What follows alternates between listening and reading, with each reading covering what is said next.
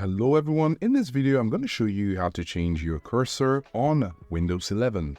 So what we need to do is to go over to our search bar and search for mouse. So here we have mouse settings and we're going to click on it.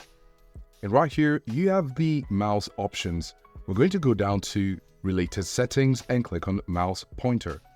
And right here you can see some options. You could change your cursor from white to black, or you could change it to inverted colors depending on what you're pointing at. However, you can also change the size. Currently this cursor is at size 3 and we could take it to 15, which is the highest. And you can see the size. That doesn't look great, so we're going to take it back to 3. However, there is another option to change the color of your mouse. You can click on this option here, which is the custom. And when you click on custom, you can change the color to these recommended colors.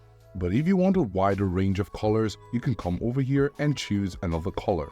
You click on the plus icon and you have a spectrum of colors to play with. Whatever the color is, you could choose it and also change the value. If you click on done, you have this added to your recommended colors. You can go ahead and click on it and there you have it. So we're going to select this and leave it at 3. You could also come over here down to other related settings and come over to text cursor. When you click on text cursor, this determines the color your cursor will be when you're on text. So currently it's in blue, and if we want to change it to purple or lavender, we're going to change it to that and you can see it here. You could also change the size to make it really small or make it really large. We're going to leave it at 4. You also have the option to change the cursor thickness. Now currently the thickness is at the lowest at 1 and we could increase it to the highest. Now if you notice, you can see this text here. Here is a preview of your changes. So you could slide it to the highest, which is 20, and here you can see the size. If you want to take it to the middle, say 11, you can see it's going to change here. So when you're satisfied with what you're looking at, you can simply go over to the X and close it.